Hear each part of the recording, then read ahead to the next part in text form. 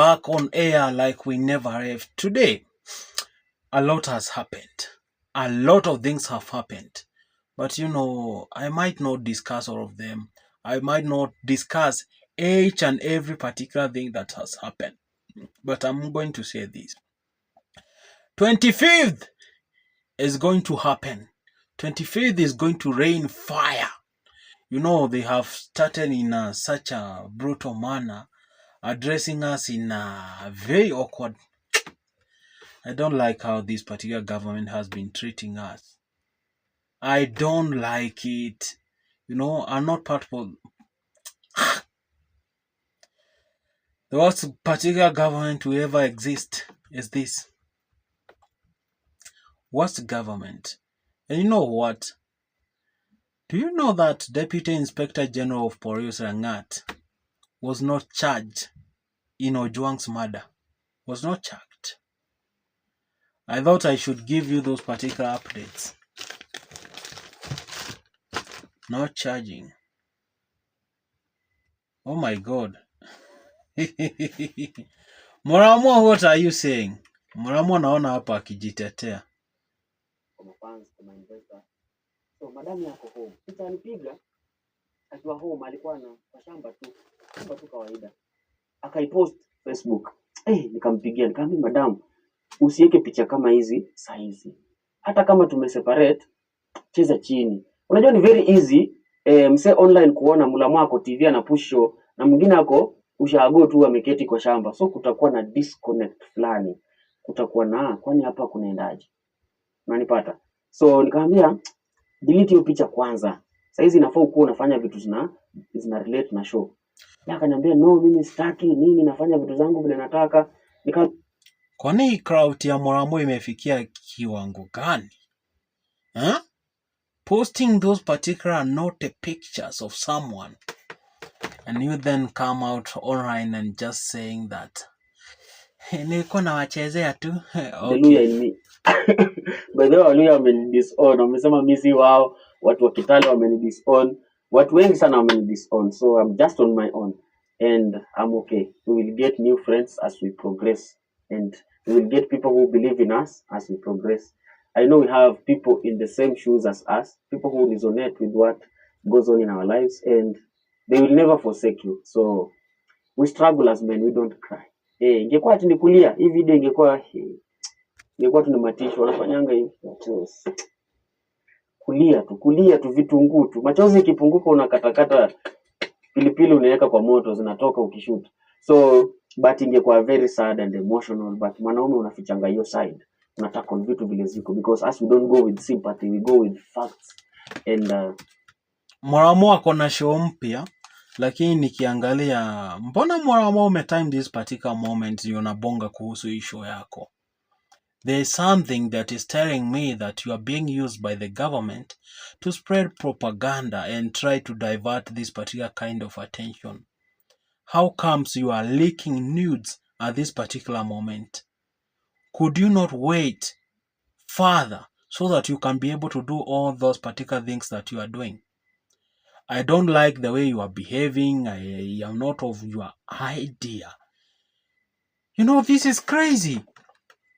Moramwa, you keep on saying how you are a good content creator, but is this the goodness that you have been talking about each and every particular moment? Maybe we were not ready to get this particular side of you. We were not ready, and let me tell you, Moramwa, people are angry out here. They are not happy. The truth is, they are not happy because of what you did.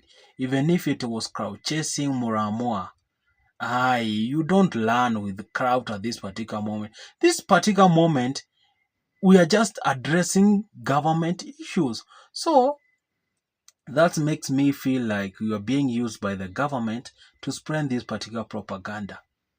Moramwa, you are being used. I saw you the other day advertising for a certain club belonging to Oscar Sudi. Do you know what that means? If you are so close with Oscar Sudi to an extent that Oscar Sudi is giving you business, it definitely means that this is crazy. it definitely means that you are a government project right now to spread propaganda, to pretend like you have broken up, to use that particular crowd and try to divert attention.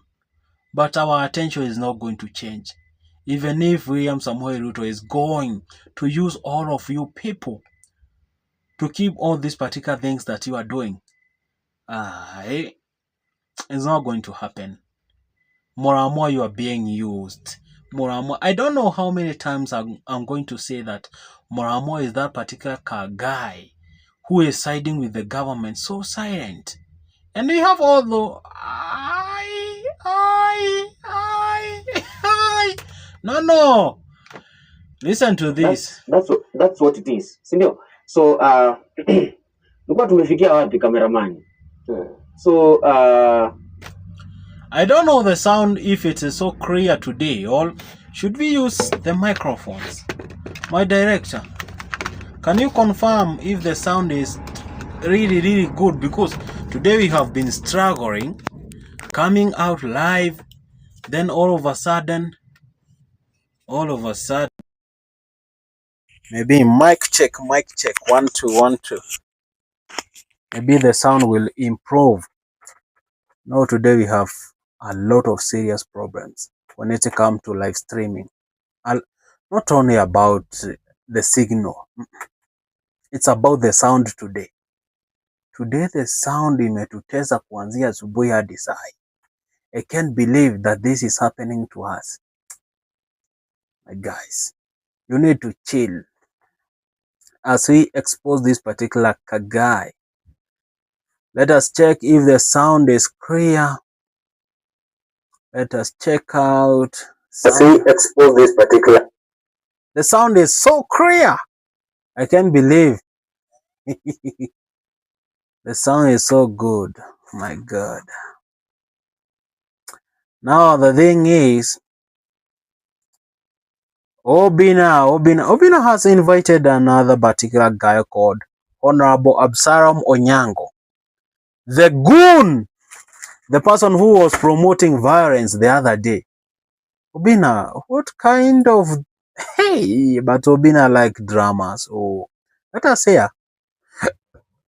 what are they addressing? What are they talking about? Obina, what's happening? Have you cancelled it? And the reason why they're saying one time Obina. is because Baba is in the government and they don't want Baba kind of stand. Yeah. So that's what they believe. So you don't believe like people are talking about it because the country is going to shake. Country is going to shake. No, it was at the okay. Here the solution. You're going to shake. Okay. Yes. So Saizi, what would you recommend what wafanye? What watulie? Watulie waone venye like. I can't believe that Oga Obina, you invited this particular guy because the way he is talking, the way he is trying to diminish the Gen Z's power, the millennials' power, I don't like it. I don't love it. Of course, this is pure drama. These are type of nonsense readers. Look at that particular guy on the background. The guy who was talking ill about the young Gen Z movement. You know what? Even if they sponsor all shows in Kenya to be anti-Gen Z, to be anti-millennials, there's nothing that is going to stop us. Nothing is going to stop us. On 25th, my guys, ladies and gentlemen, the demonstrations, the protests, the remembrance, the honoring of the fallen heroes. You know, this is our fight. This is what we are trying to fight for. We are trying to bring up a new revolution in the country. We want something new. We want better leadership. And it has come to that particular moment that we have to join hands together, go out on the streets. No violence. We are not propagating for violence. My guys, there is no way that we are going to propagate for... No. We are not siding with the goons, because let me tell you, there is another side of government that you don't know. the Goon Z. There is the Gen Z, that is the Generation Z. And then there is Goon Z. Goon Z is like this particular guy who is being interviewed by Obina. Listen, this is a Goon Z, a very old man who doesn't think. What kind of a reader is this? Honorable Absalom Onyango, I don't think you should be called honorable. You shouldn't. This is an idiot. I have been reading the comments from Oga Obina show right now, and let me tell you, it's crazy. It's chaotic. People are complaining on the live. People are just saying this particular guy is primitive, retaliate, watam. You know, those are the kinds of heavy words. And I have seen, if you can be able to check it out, I don't know, maybe I bent backwards, you read the comments. You cannot be able. Maybe by tomorrow, you'll be able to read this particular comment story by story. Because let me tell you, we have purchased a new machine. And today, you know, yesterday we didn't have this particular screen. And I told you I have been struggling to tell you a certain particular story that is not reflecting. And you kept on saying, show us that particular goon. Right now, I can be able to show the goon comfortably. I can be able to read the comments comfortably. Thank you so much for your support. EMK is moving to another level. This is the level that we want, to be exposing the bad governance. And ladies and gentlemen, if you have not checked a whole video that I did, was it yesterday? It was yesterday. Go and check it out on my videos, not on my live, and go and check it. Check it out. Just see what people have been going through. Go and check it out, my man. Man, that's crazy and ridiculous. And you know what? We are not going to relent. We are still going to get what we want. June 25th, my people on the streets. See you then. My name is Santo Ujenga. This is EMK. I've made a Kenya. I keep on telling you this is the #1 online TV show. And from tomorrow, we wanted to try the challenge today, but we have another challenge. There's some particular commodities that I had already ordered and they didn't arrive. And that's the reason that we are not going. We are going to shorten the live today. But from tomorrow, my guys, it's going to be bigger, better, and nicer. We are going from tomorrow, I think from 10 a.m. We are going live from that particular day till 30 days. Live. You'll be watching me as I poop, I eat, I go to the streets, I go for the demonstration. We'll be live the whole time. You know what? I love you. See you tomorrow. That particular thing, I thought it'd be nice. Go and check it out. I know something bigger, something beautiful is coming up. Are you going to move with Raila ama sapo ndo draw the line? Sidhani kama anaweza shikana na huo jamaa.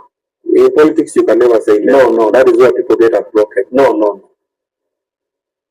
Never. Okay.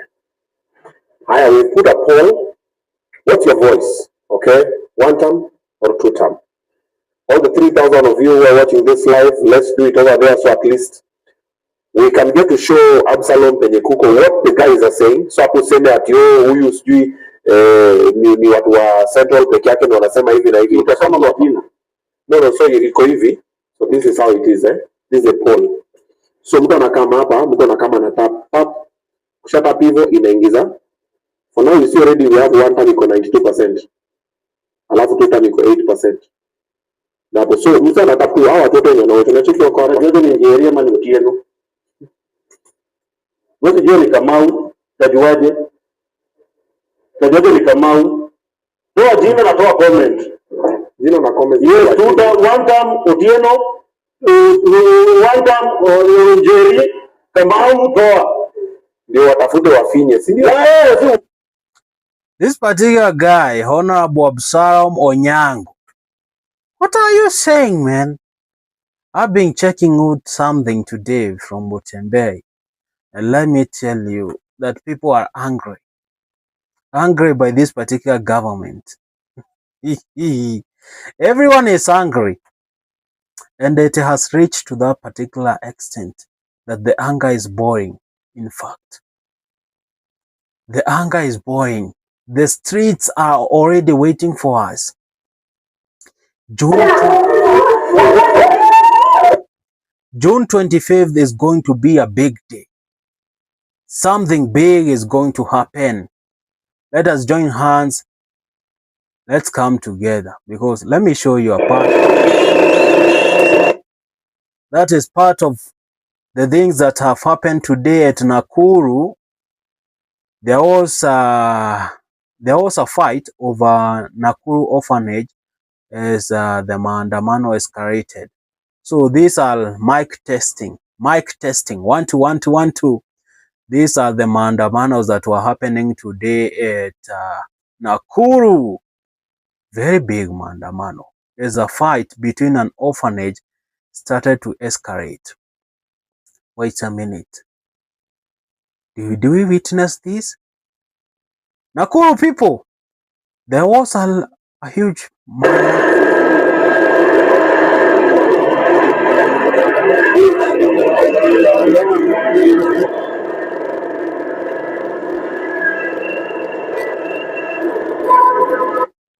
This is crazy.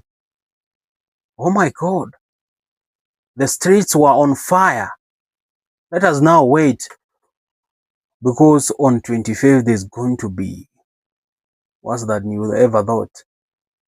Maybe you thought maybe yesterday it was a little bit cooler. And tomorrow being on 24th, we are going to test the waters. Just to test the waters. See what is going to happen. We are just going to test the grounds.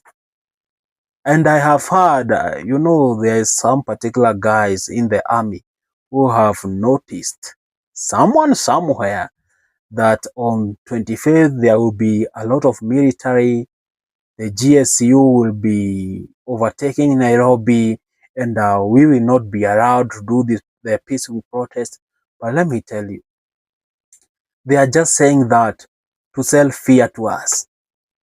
They are just doing that for the purpose of selling fear to us. Nothing serious. Nothing.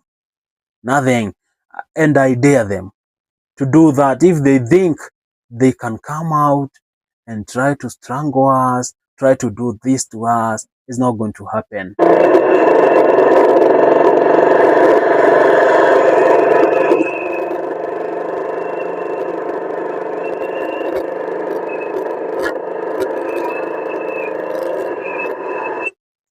Let us see this, what's happened, Nakuru people.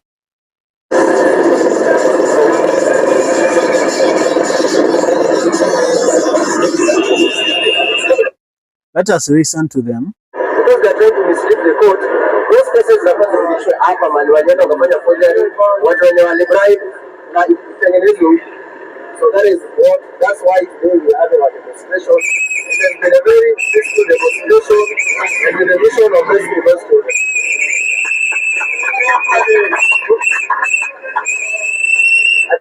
Hey, that's crazy. But it's a bit noisy, very noisy. I want to check out something. Gachagua was saying that the fear is gone, and this was his speech today.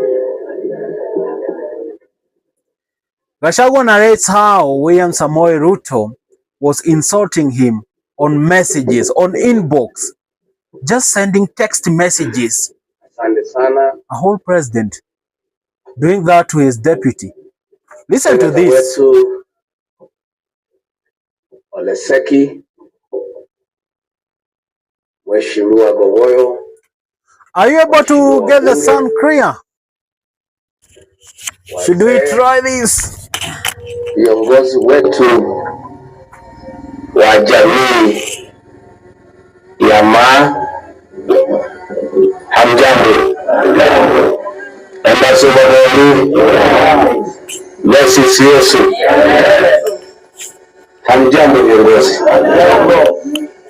Mimi niko na furaha tele kukaribisha nyinyi hapa Wamunyoro hapa. So you wanna tell me this happened at Wamunyoro in Madera, Nyeri? I didn't know about this. It happened today at Wamunyoro. Oh my God, this is crazy. Ndio sublocation ya Sagana, order location, Ruhuru Division, Madera West Sub-County katika kaunti ya Nyeri, na hapa ndio nyumbani mahali nimezaliwa, nimeishi, na niko na furaha sana kumwambia karibuni nyumbani. Ya pili,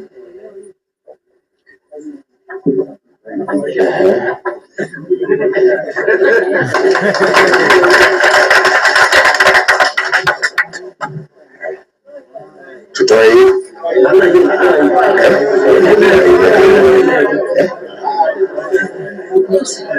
iliyoko juu yake. Hiyo Masai mtaniuliza sana. Asante baba. Oh my God. Asante. Nataka kusema hii ni heshima kubwa sana kwangu kama kiongozi ya Samburu. Haya. So you wanna tell me that today at Wamunyoro village, Ligiji had invited the Ma community and the Samburu community, and what they were just talking about, what they were just discussing about, it's about including them to his party, the UDP party. Oh my God, this is a progression. You know, the other day I was just seeing people trying to criticize Rigathi Gachagua, saying he is just a mere sympathizer. He doesn't even have a clue about how to do politics. But it has appeared to us, it has appeared to the world that Rigathi Gachagua has the balls. In fact, he is the best candidate. Sorry for that. He is the best candidate for this. But there's one thing that we need to agree. Rigathi Gachagua cannot be able to control a whole country, no matter how we love him. So we need another leader to take that particular part, to be that particular part and parcel of maybe helping out Rigathi Gachagua.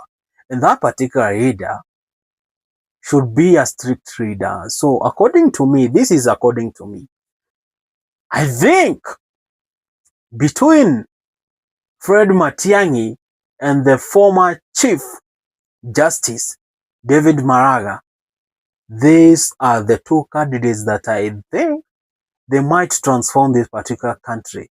But if we want a strict leader who has the guts to talk, I think Fred Matiang'i can be able to do that. But it's upon to you. Remember, we are in a democratic, right? Whereby we don't judge. So it's upon to you to make the right decision. Not to make a decision and then after 2 days you start crying saying, oh my God, this is happening to us. I can't believe there's no roads. The things have turned to be crazy. No. Let us not head to that particular route. That is not the way to go. We need futuristic leaders. Leaders who can be able to talk and to act at the same time. You know, there is some particular things that you need to talk about them. They diminish. And then there are other particular kind of things you need to act upon. Like right now, we have a president who don't act upon. A president who always speaks. We will do this, we will do this and this and this. But he is just a natural tourist. Just tell me, which national project have you seen President William Samoei Ruto around? Just tell me, which project do you think that the president has launched? Because there is nothing. His work is just only propaganda, walking around, roaming. That is the thing that he understands better. Nothing else. There's nothing else he is able to do. Go and check out. The stats are out there.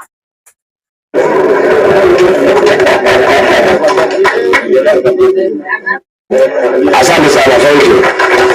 Mimi nataka kusema kwa niaba yangu. Asante sana, thank you. Mimi nataka kusema kwa niaba yangu na mama Pastor Lucas na watoto wangu, natoa shukrani kwa viongozi wa kwa ile heshima mmenipatia kunitembelea hapa nyumbani. Hii ni heshima kubwa. I don't take it for granted. Na nimeshukuru sana na nimefurahi sana. Mimi nilituma ujumbe kwa senator, nikaomba viongozi wakuje tuketi kwa sababu niko na ujumbe kutoka kwa jamii ya Mlima Kenya. Na nimekuwa nikiulizwa na wazee kama nimefikisha ujumbe, nikakuwa na kazi mingi. Sasa siku 3 nimekuwa Meru, nikamwambia Senator Seki kwa sababu nitafika jana jioni. And talking about Meru, guys, do you remember what has happened on the weekend? Do you remember the moment that William Samoei Ruto just came out and said, I'm born from Meru, and yet we know our president is not from Meru, he is from Sugoi. Oh my God, this guy is a liar. He loves lying. Each and every particular moment, there's nothing serious that he can come out and brag about. Only telling people, guys, I started selling chicken. Chicken. Chicken. For a whole president to be selling chicken. Have you ever heard about those particular petty lies? You know? A person who is impersonating everything. I don't care. We don't have a president here. Oh my God. President lying about chicken. I was just born out, and the only thing that we could afford is only 2 eggs. Oh my God. And then, guys, have you ever started? Let me tell you a story. One particular moment, I was like inspired to do the farming of chickens. A story that I heard from William Samoei Ruto. I went to the market and bought 100 chickens. Oh my God, within 3 weeks, all the chicks, they had died. Others for coldness, others were just jumping onto water and they were just drowning. It was crazy. And then here comes another person who said, I started the business of selling chickens, rose up to be a president. That's just mere lies. A person who is just lying to Kenyans. Selling chickens? No. Maybe they are not your ordinary chickens. What type of chickens was he just saying about? Because I don't think it is the same chicken that we know. It cannot be the same chickens. No. Rigathi Gachagua, may you continue? Wazee na viongozi wakikubali wafike hapa leo Jumatatu jioni wapatie ujumbe. Sisi watu ya Mlima Kenya ni wangwana. Sisi ni watu honest na sisi ni watu fair. Huyu William Ruto alikuwa na matatizo sana na sisi mwaka wa 2007.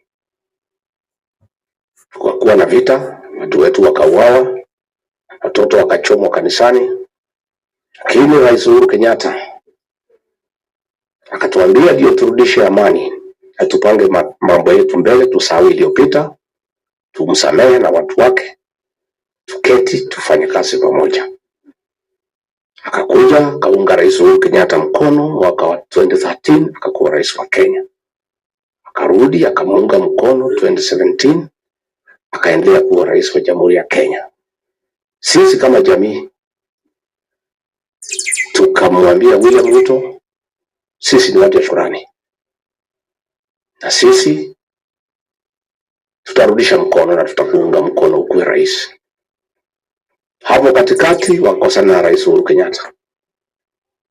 Na Rais Uhuru Kenyatta akatuambia hapana, huyu jamaa ni mwizi. He is just a mere thief. That is according to Rigathi Gachagua.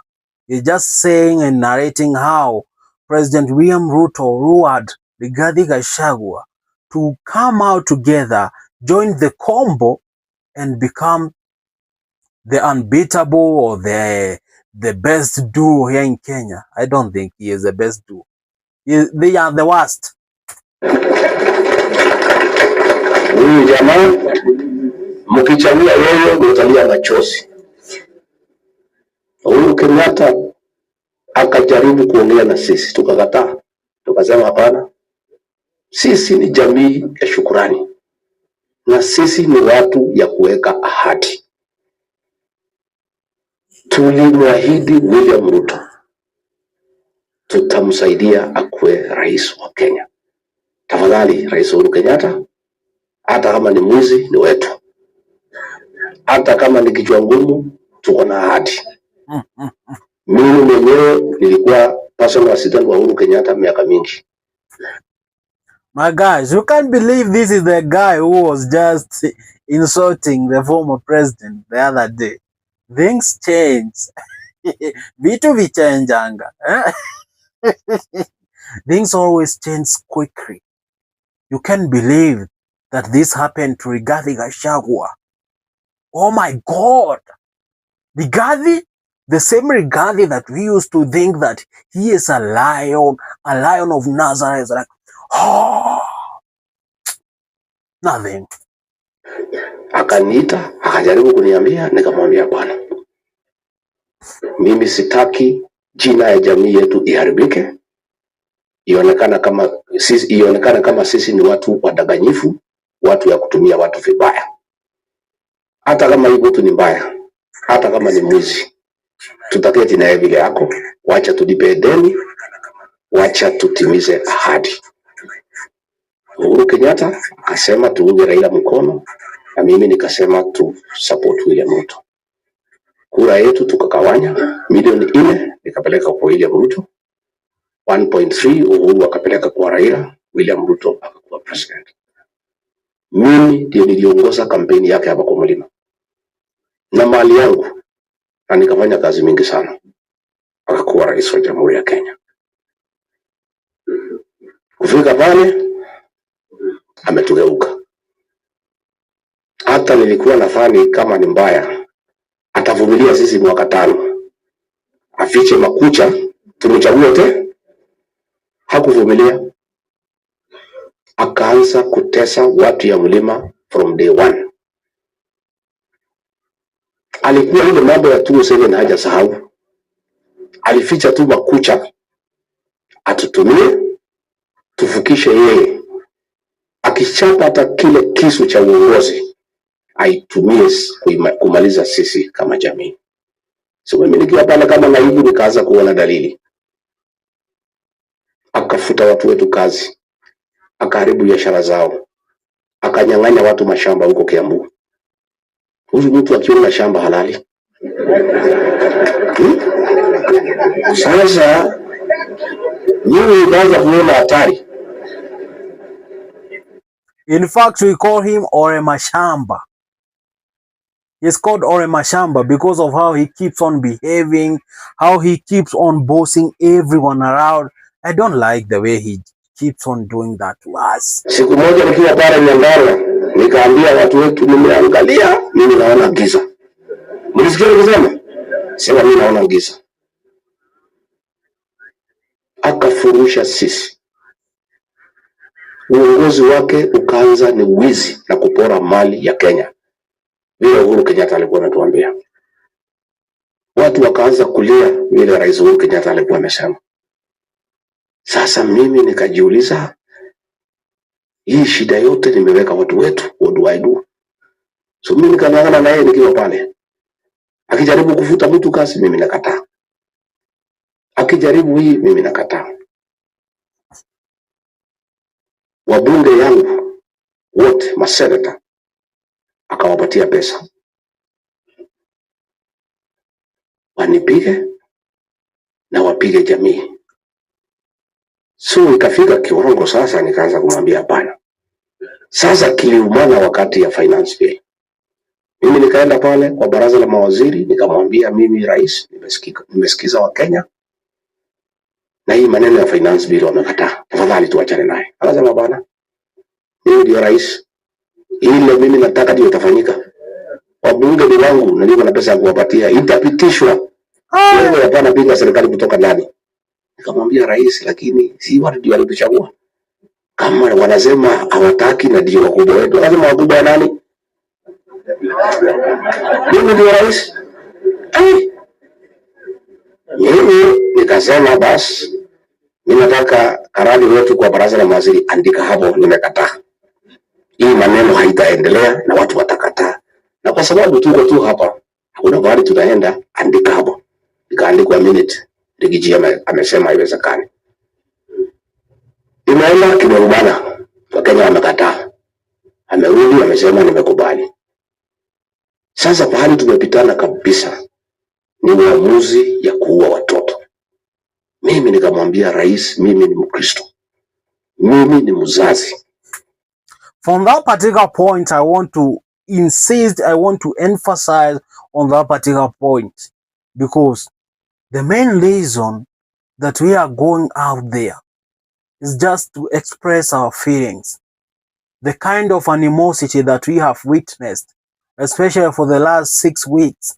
I don't know, police killing people live on air. Can you imagine a police officer is shooting someone when media team, when everyone is watching? Cameras were directed at that particular guy. And then there is yet justice to be served. Another guy, another case that brought people out on the stage is the case of Albert Ojwang. How brutally that particular or brutal that guy was murdered.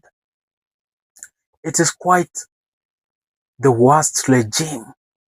We are witnessing a kind of, what is this? Mr. President, you need just to wake up. You need to open your eyes and listen to what Kenyans are telling you.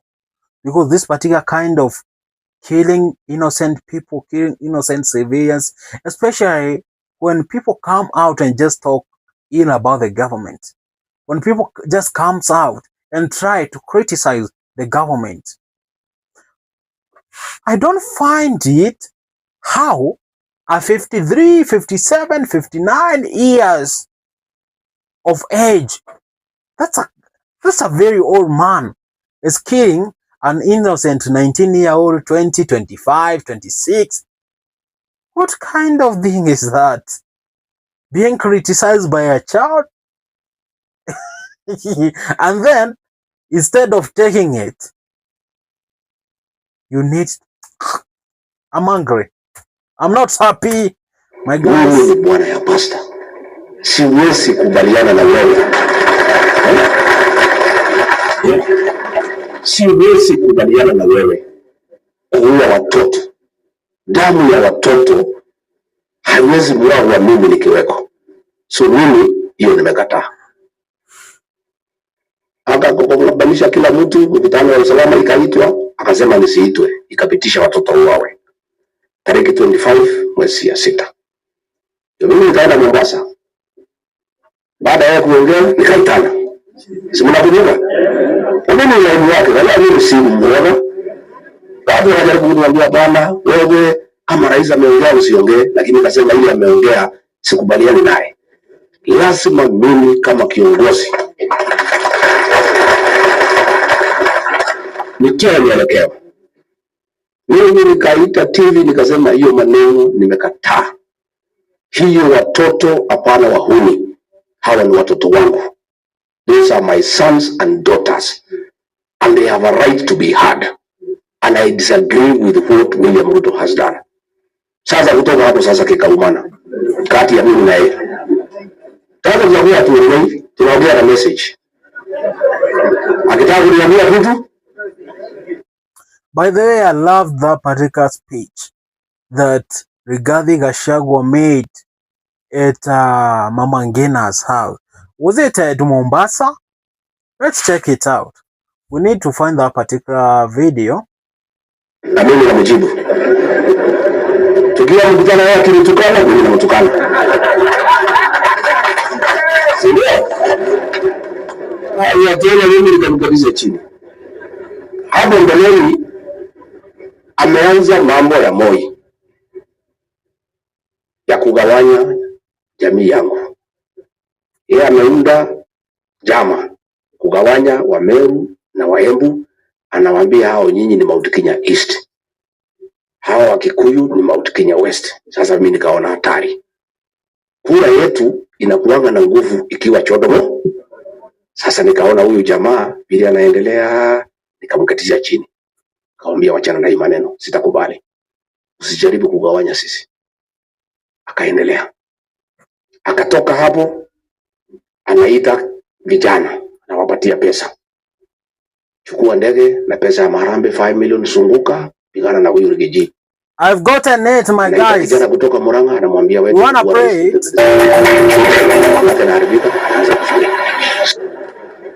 Anaenda Kirinyaga. Let us play that particular audio when Rigathi Gachagua made that particular speech in Mombasa last year. We wanna listen to that because my heartfelt condolences, that of my wife Pastor Dorcas, my son Kevin and Keith, to the grieving families. May the Lord give them fortitude, the grace. just bear with the audio because I remember that particular moment the audio was not so good. So that particular hissing sound or that particular bad sound is coming from that particular footage. The strength to bear the pain. We wish quick recovery to those who are injured and those who are admitted in hospital. The loss and destruction of public and private property during the demonstrations is deeply unfortunate. I empathize with the members of Parliament for the traumatic experience in and out of Parliament. I want to urge our young people that they don't have to destroy property to be heard. I want them to know that members of Parliament are free to exercise their voting rights. And should anyone have a problem with a member of Parliament for a certain decision that he or she has made, you will have an opportunity in the next general election to express your displeasure. Most of those offices that have been touched are public offices put up with the public funds. It's very, very unfortunate. The violence witnessed across the country was unnecessary and uncalled for because violence begets violence. It is unfortunate that it had to get to this. Dialogue is critical to avoid similar occurrences in the future. It is now time for restraint and reflection to avoid recurrence of these unfortunate and unprecedented events. The decision by our president this evening, Deputy President, oh my God, I can't believe that is the sudden fallout between him and the ex-president or the current president, William Arap Masamba. Bill, after listening to the people of Kenya, is a new beginning that should nurture the culture of consultation and engagement. The president, in his own admission, has listened to the people and admitted there was a problem that the people were opposed to the bill in its entirety. It is also the beginning of acknowledging that there is a disconnect between the people and their government. I really want to thank the president for listening to the people as he should be. The president, myself, and elected leaders are servants of the people. Going forward, this should be the norm, listening to the people. I'm on record for the last 3 months of asking leaders to listen to the ground. And I'm happy that my boss, my president, has listened to the people of Kenya. As a truthful and an honest man, I must acknowledge that we must engage Generation Z and other young people and all Kenyans, including the church, business community, on critical issues facing them. It seems that either we have not listened enough or we have not communicated our intentions effectively, yet many have voiced their concerns. I would like to take this opportunity to ask our leaders to stop the culture of castigating the people. And guys, a slight reminder, when it reaches at 22:30, we'll start the new part of analyzing the TikTok videos of the reaction from different people, how people are just saying about it. Just a quick reminder about that. So let us continue with the speech. What's happening? People with different views and opinions. It is time for leaders to tone down and stop the habit of talking down to the people. And this brings me to the critical issue why I've got this press conference. As Deputy President of the Republic of Kenya, I and President William Ruto were on the ballot and were given a mandate by the people of Kenya directly. I am an elected Deputy President, I'm not appointed. I therefore have a responsibility to the people of Kenya, and that responsibility is informed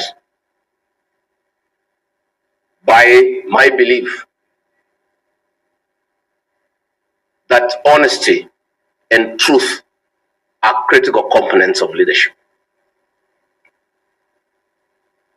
We have lost lives, property destroyed, anarchy, fear, uncertainty. How did we get here? How did we get here? We were just elected the other day as a very popular government. Very popular. Very popular. Where did the rain begin to beat us? Where did we stop listening to the people? President William Ruto and I were the darling of the Kenyan people. The darling. By listening to them, by educating them. Hey, that's crazy. Crazy. And as a government, we have established institutions to ensure we not only listen to Kenyans, but also genuinely understand their concerns. We invest significant resources in these institutions, particularly the National Intelligence Service, for this purpose. It is clear there has been a failure in the intelligence and advice we are receiving, particularly concerning crucial government policies. The President of the Republic of Kenya today has a... Guys, do you know the famous street in Kenya? Do you know the Koinange Street? Do you know on 25th, they have just said enough is enough. On that particular day, even Sabina Joy, the doors of Sabina Joy will be crossed. Because there's nothing important like having a peaceful nation. All of us will come out on the street and we will unite for one particular purpose. Only one. Getting justice and getting good governance and getting rid of bad governance. We know and we definitely know that we have a right to go out there to picket. We are allowed by the law of Kenya to do that. So why is it a big deal? Today, in fact, I wanna say this. This is what Isaac Mwaura, the guy that we left him to the sun, and the sun will punish him because this particular guy is so ignorant. That it has come to his attention that the people of Kenya did not want anything to do with the Finance Bill 2024.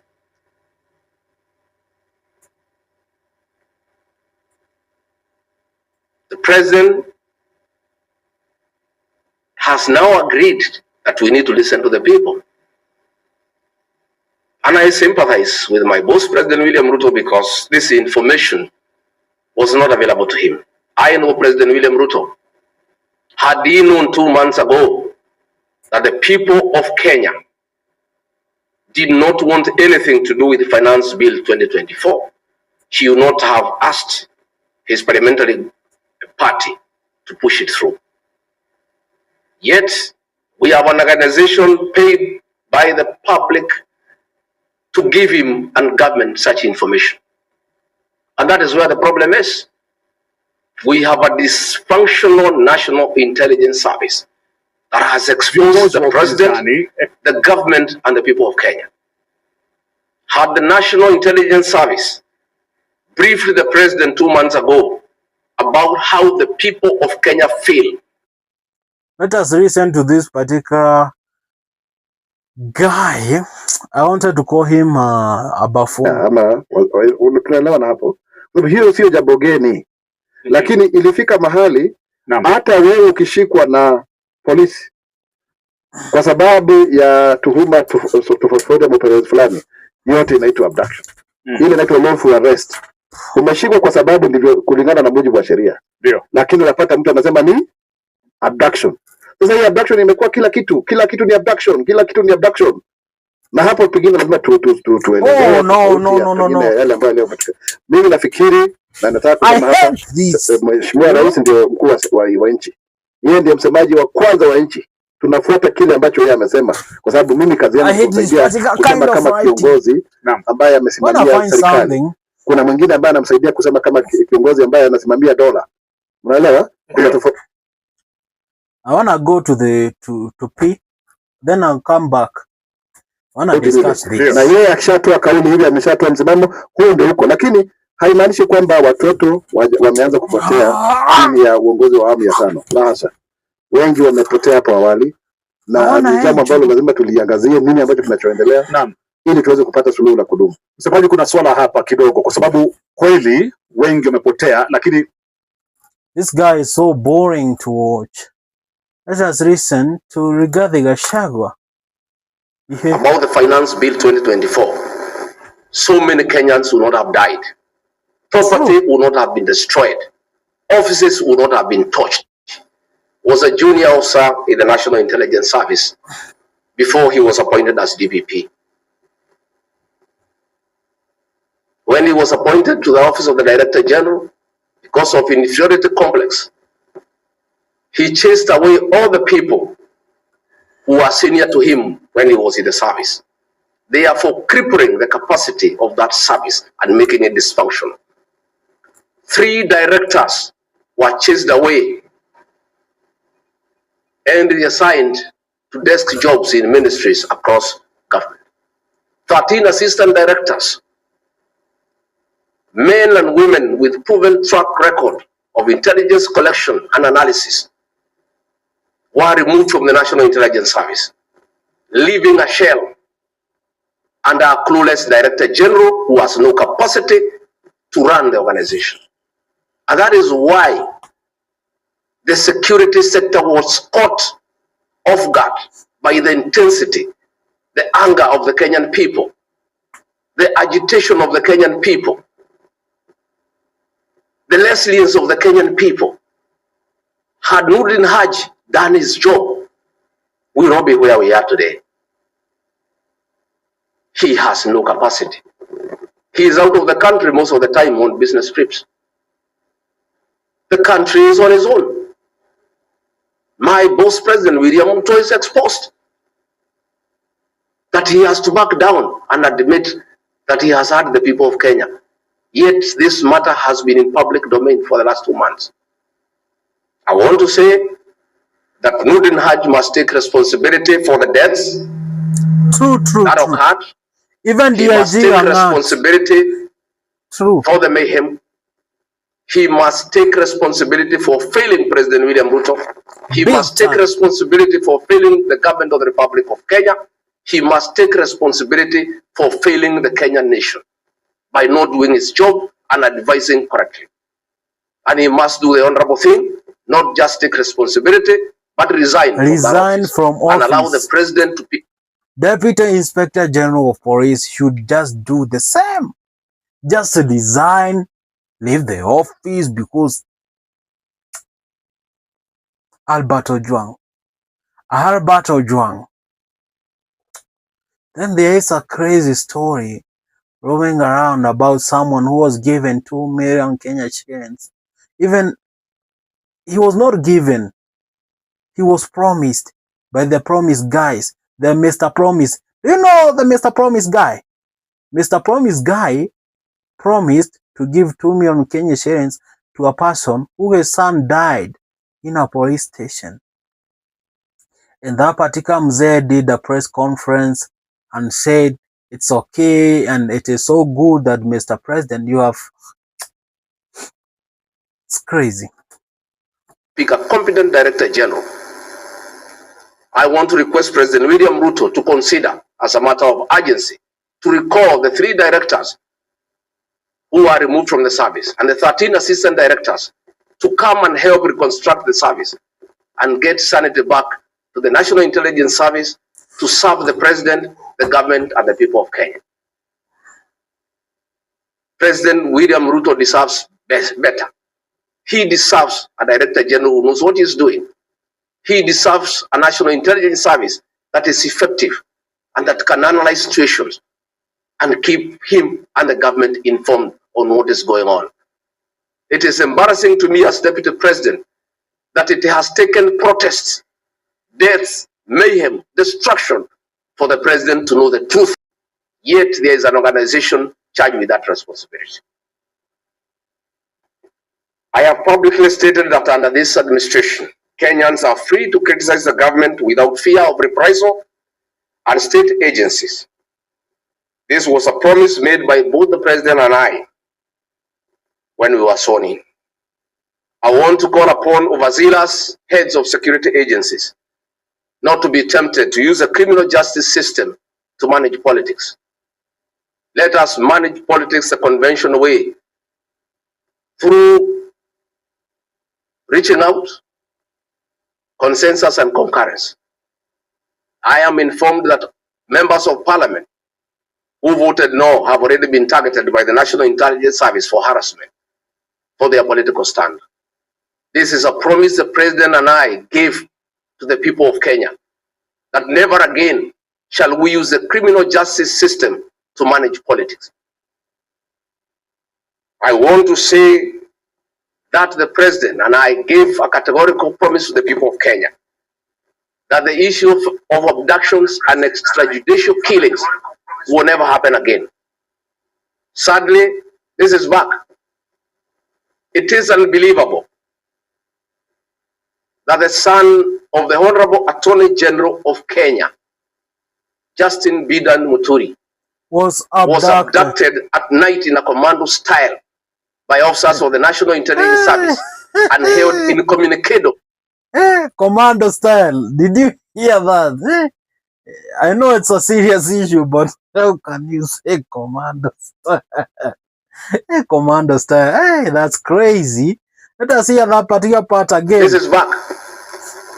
It is unbelievable that the son of the Honorable Attorney General of Kenya, Justin Bidan Muturi, was abducted at night in a commando style by officers of the National Intelligence Service and held incommunicado for 18 hours. Yet, that is the Honorable Attorney General of the Republic of Kenya. What will happen to other Kenyans?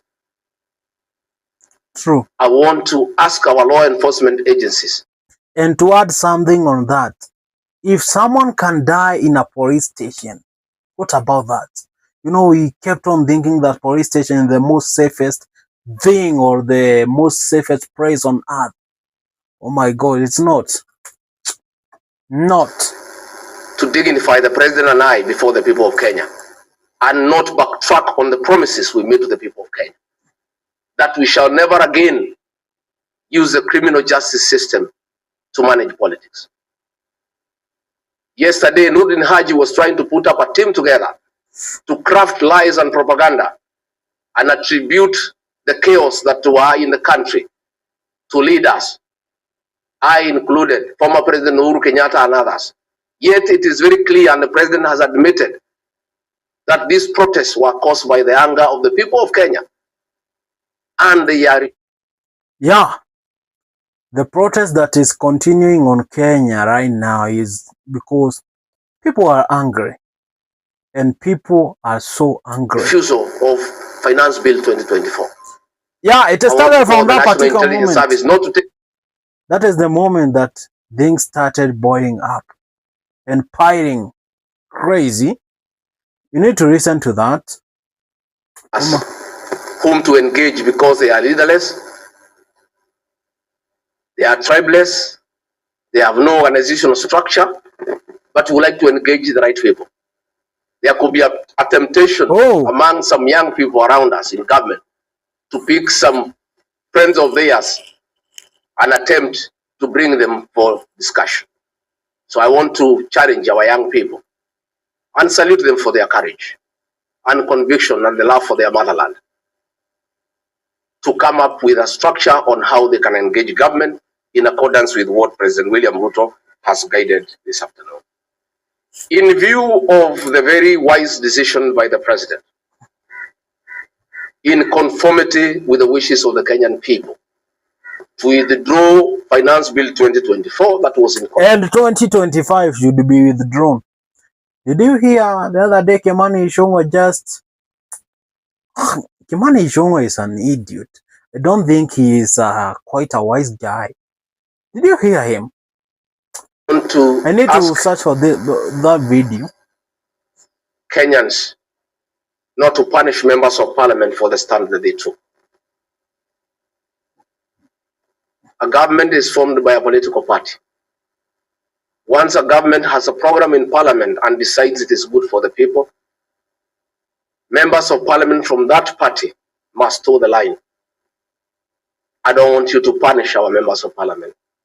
They just did what is right in terms of our political formation. Allow them to be. Allow them to support their government because that's why they were elected. Tonight, KTN has as members of the government party. Conspiracy. Let us not harass them. Let us not abuse them. Let us not attack their properties. They were just doing what the government wanted. And now that the government has decided to do the right thing, I think we should close that chapter. And if you have a problem with your member of parliament over this matter or any other matter, you will have an opportunity at the right time to punish that member of parliament or affirm he or her. Crafted in secrecy and executed. Courtesy of KTN right now is that there is organized chaos that are planned on 25th June. Oh my God. You need to listen to this particular part of the conversation. With precision, the operation draws from the depths of City Hall and the highest echelons of government. It weaves together a shadowy web of political fixers, hired goons, and digital mercenaries hell-bent on silencing a generation.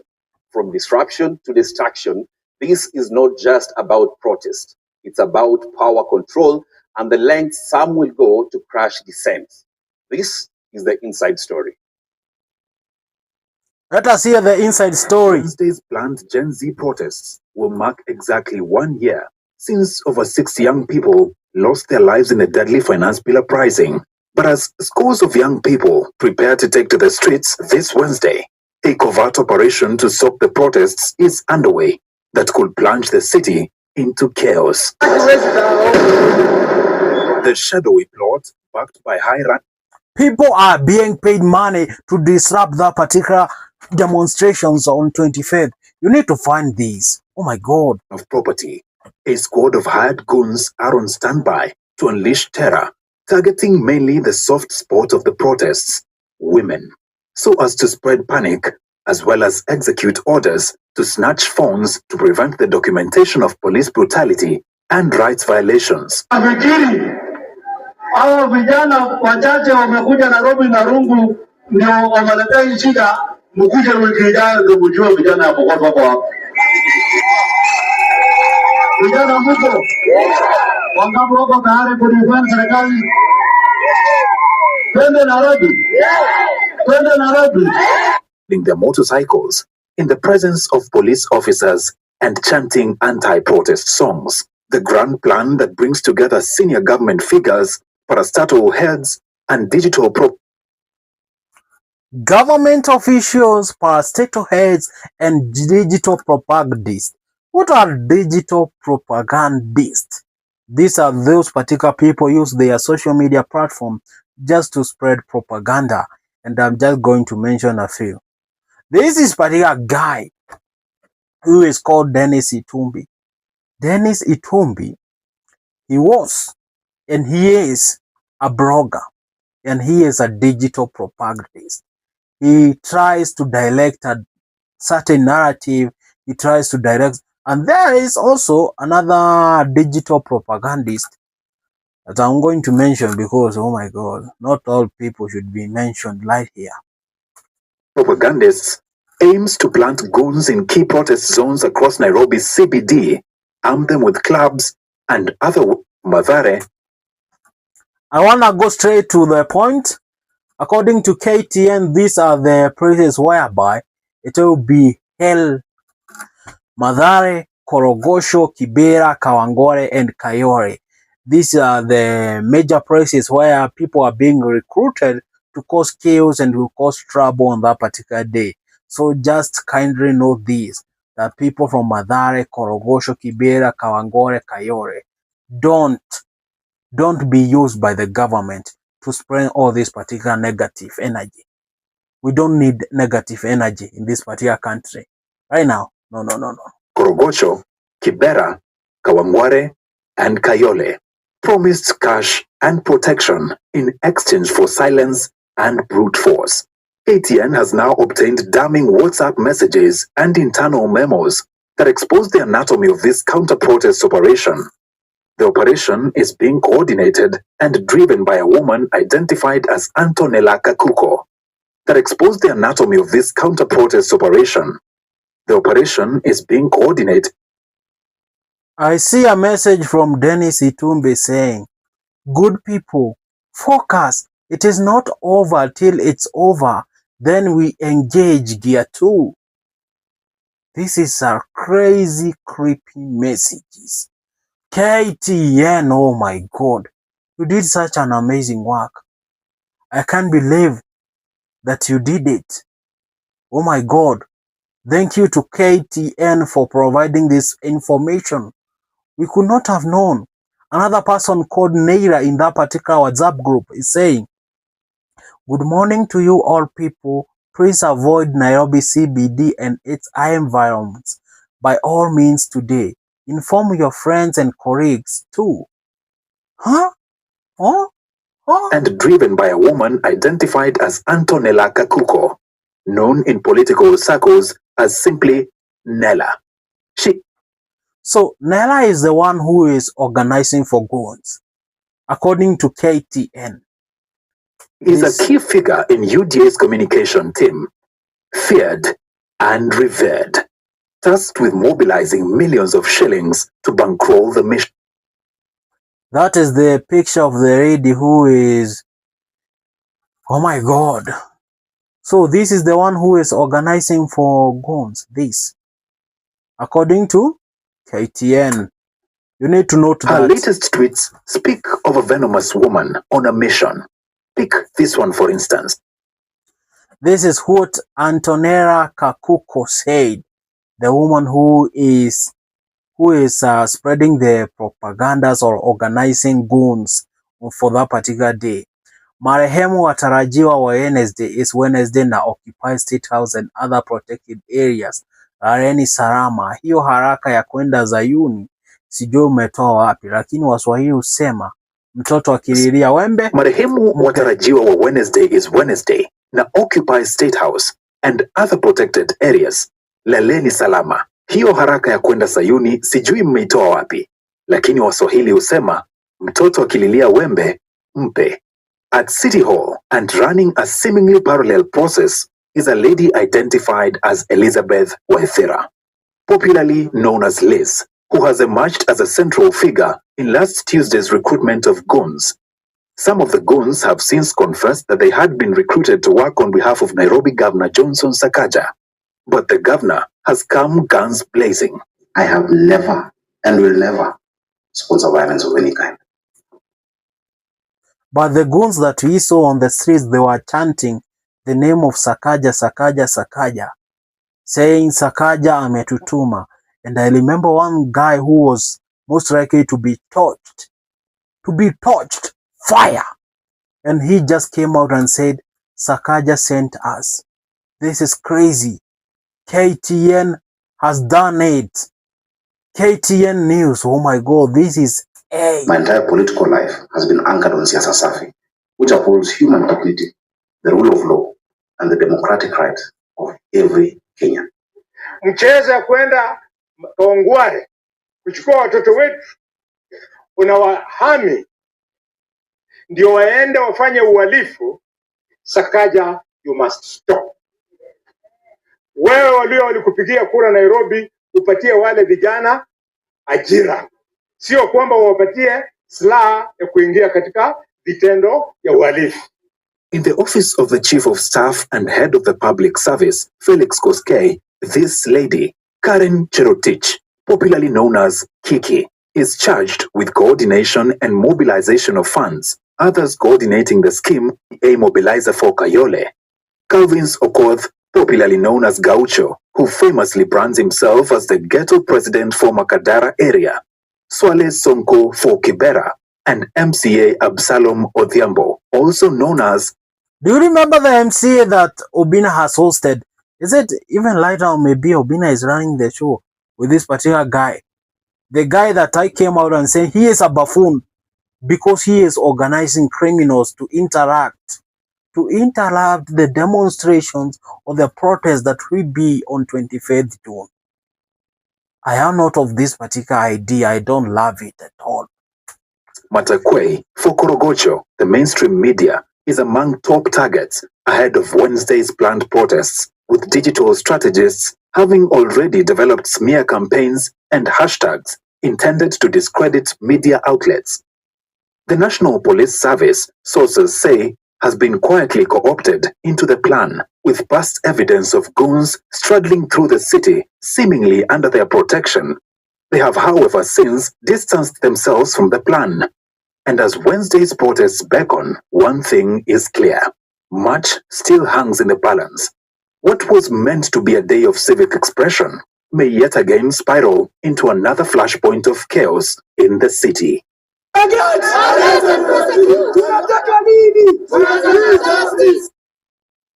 Hi, that's deep. That's deep. I didn't. Whoa, my God. What is this? Where is our Kenya headed to? And I have seen,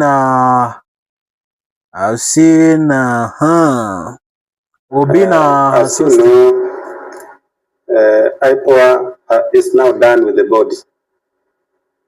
There's no more that they really need from the body right now.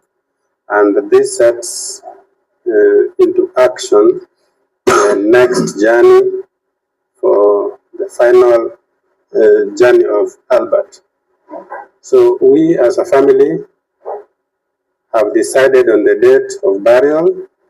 As we have indicated, it is going to be on Friday, the 4th of July, the year of our Lord 2025.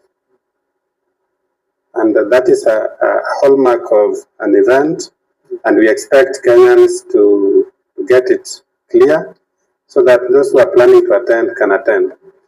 The final journey for Albert will be held, that is the burial, will be held in Kokwano location, Kakot village,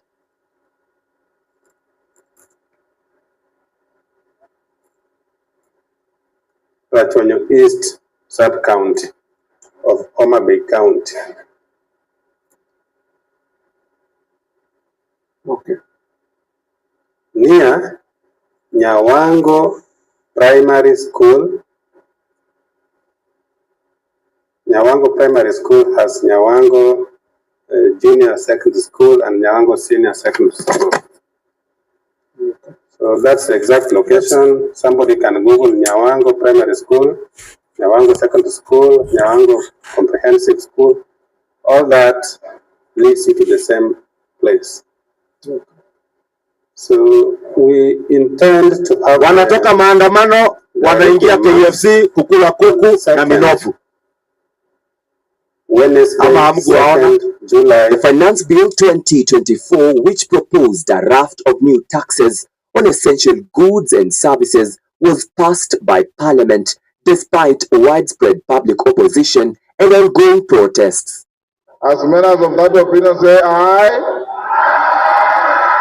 Will those of the court of appeal say nay?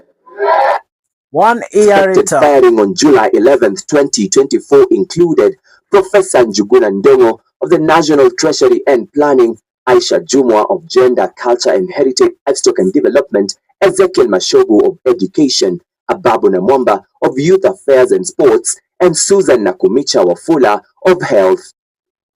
Following the widespread protests and the cabinet purge, political divisions emerged, with the opposition capitalizing on the protests to mount pressure on President Ruto to resign on grounds of poor governance and police brutality during the protests. To salvage the situation threatening his political legacy, President Ruto announced plans to engage in extensive consultations across different sectors and political formations to set up a broad-based government. A hand of applause. The announcement, seen by some as a path towards unity and others viewing it as a tactic to neutralize dissent, culminated in the signing of a 10-point memorandum of understanding between opposition leader Raila Odinga and President William Ruto. Vile baba amesema, hayawi. The broad-based government saw key government critics like John Mbadi, Opiyo Wandayi, Hassan Joho and Wycliffe Oparanya awarded with cabinet secretaries positions in the very same government they had been sharply castigating. Ahead of Wednesday's one-year Gen Z protest anniversary, Nobody comes to the streets with the intention of fight, or nobody leaves their houses to come prepared to die in the streets. But that does not mean that if the police tries to attack or instigate war against young Kenyans who will be protesting peacefully, anybody will run away. If you start war, people will defend themselves and they will fight back. But ETV Africa. Oh my God, Gen Z just come out on that particular day to witness the greatness of the street. And if the police decides to make it unpeaceful and start attacking young Kenyans, people are not going to run away from you. And to the goons led by Sakaja Johnson and the likes of Gaucho and Swale Sonko, we want to remind you that you are also Kenyans. And like the bishop said, whatever is happening to the people and the young Kenyans is not something that cannot happen to you people. You also have families and you are human beings. One day, if the things you are doing are good, then one day the nature will reward you the same way. Thank you. Okay, good evening, everybody. My name. If he is doing good for the nature. Oh my God, a lot has happened today. A lot has happened today, but tomorrow is going to be greater. We are not going to hold up, we are not going to hold down, we are not going to relent. But anyway, it has reached to that particular point that we have to end that particular point. Let us go to TikTok. Hey, kudance kudonjo. Let us have 2 or 3 few reaction videos and then we'll call it a day. About women. Are you aware that a woman can go to meet her ex because you guys are not in good terms? Just because you're not in good terms, a woman can cheat on you. Mimi sikia watu wakisema Aye, you want to tell me the moment that I'm not feeling okay with the mama and then she can just go out and meet her ex and it goes down. Oh, not me. I don't. Men they cheat haraka, but women cheat haraka. Because the moment unamkasirisha, you always have that person that anaenda kushare na yeye, and it's very easy for her to cheat. Cheating? Then ataenda commit another person just because. Oh my God. And ladies, you are not fair. So you wanna tell me that you can just go out, cheat because we are not okay? Because we are not okay. And meaning okay. Oh my God. What about conjugal rights? I tell you, every time umekosana na demu wako, hebu angalia tu, mwangalie vile ana react. Hiyo time Remember to follow us. Kifungo nimefungwa 15 years. 15 years. Yeah. So kadi inasema utatoka jela mwaka ulipo. EPD yangu inasoma 2030.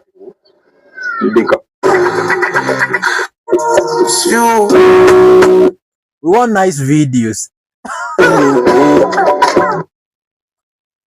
TikTok is a music app. Let us see. Let us see today what is trending. Not the videos, but we wanna enjoy. We wanna choke. This is it. Amesema leo pale makutano tukimwangalia ati yeye ni mumewe na tunamwangalia na macho.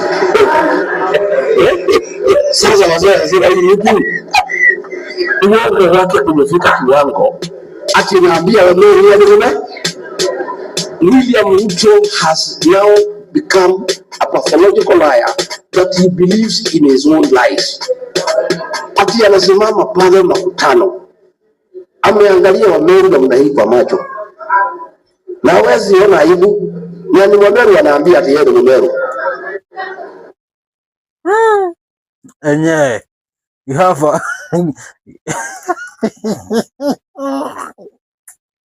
that's our president. Not my president, but your president who is enjoying lying to Kenyans. Let us hear Rigiji once again. I have enjoyed that. Shetani kuja hapa na kupiga na kurushia pilipili kwa macho na kuwekea vumbi na kupiga simu.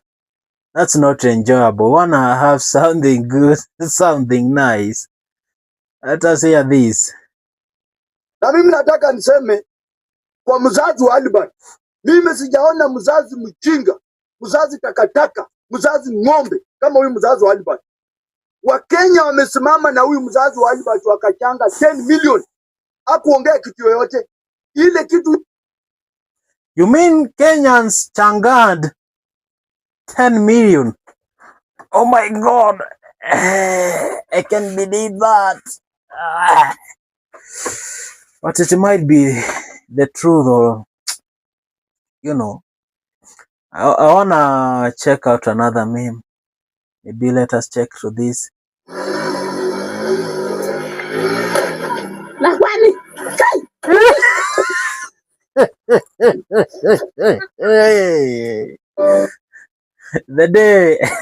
The day she almost met the road, and some of the videos I'm just saying, guys, have you seen these particular videos? The AI generated videos, they are like bombarding. Wase leo nimechange pedi, so tuna try hii kindukulu. Wacha nione kama nimeibiwa bana. Fuck manze. Fuck, enda kwa baba. Hizi ni nini? Nimevuta. Ndio mimi niongee, acha niongee. Ilitoka from nowhere hiyo gari. Ikakuja ikabondana. Kubondana watu wakakufa walai. Tuwekewe pampandikani 200 hapo walai. Tuenye. That's great, but we wanna find another greater thing. What is trending?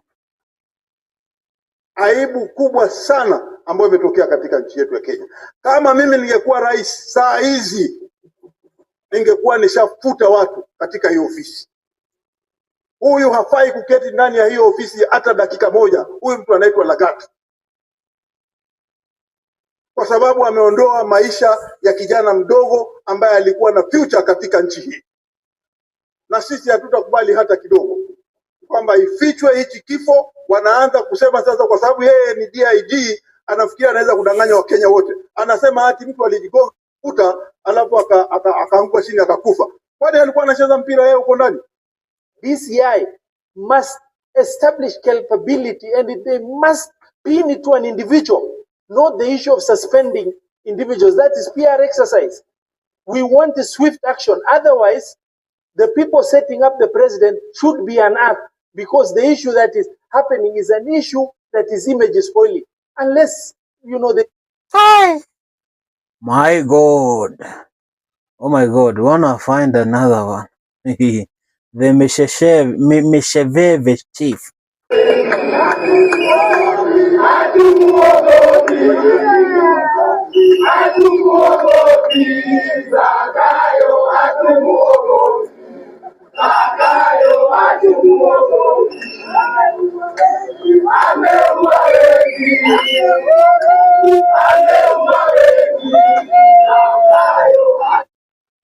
Hey, that's crazy.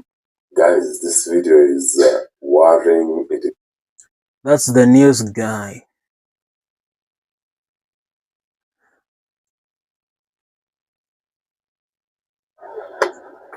Semeni wantamu niwapee chapo za bure maumbwa. Sema Kasongo wantamu ama ni kunyonge.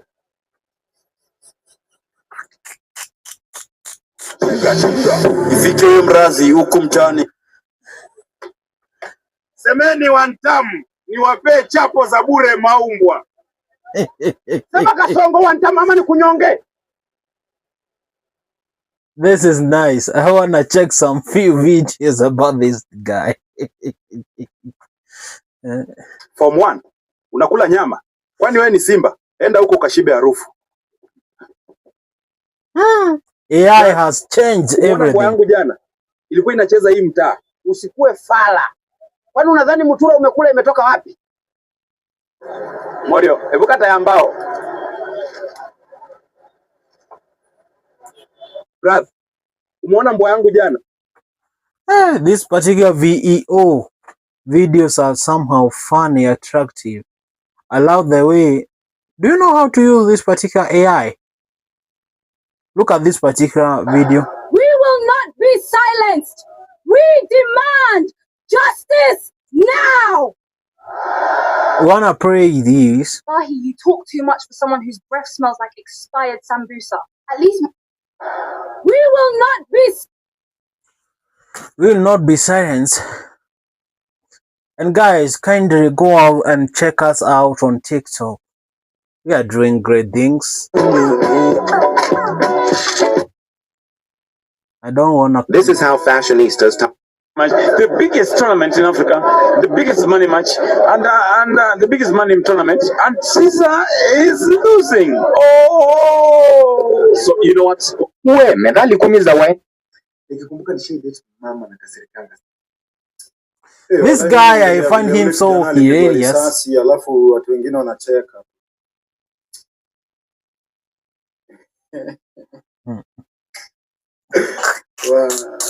Here's the truth about Forex. No one wants to say, especially here in Kenya.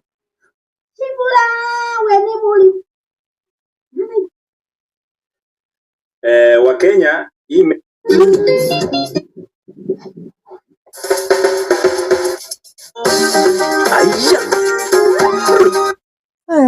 who can dare do a video in a morgue at this particular hour? Bwana, leo siwezi kutoka, mama yuko nyumbani. Twende basi, au kawi kurudi. Afu sikia, nikipata mimba utaelea kweli? Let me get out. I can't manage. That's it. I don't think that we are going to continue with that particular story. 2 million is in this pool. Yes. So that means the money that people have raised is the 0.06.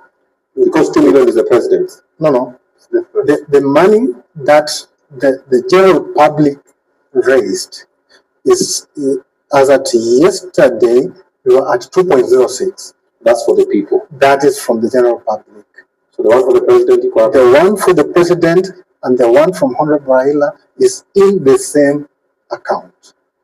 So that account is about 5.006. Let us hear from what Gaucho is just saying, trying to say. Gavana wa Nairobi na jina ya Gaucho. Iko akiongea mambo ya Sakaja wana link na jina ya Gaucho. Nataka niambie Nairobians na nataka kuambia Nation Media Group ya kwamba nyinyi msikue kama online media. Kabla muweke jina ya mtu kwa gazeti, mutangaze mtu kwa TV, mnafaa mkuwe na But Gaucho, you promised violence on street. Why are you still here? Gaucho. The first thing that we'll do tomorrow in the morning, we'll start with your story. Uchunguzi, msikue kama online media. Hata sasa wakina Mtembei TV inawashinda, Skylight Media inawashinda, Geto Media inawashinda. Unaona hata TV 47 inawashinda. Unaona?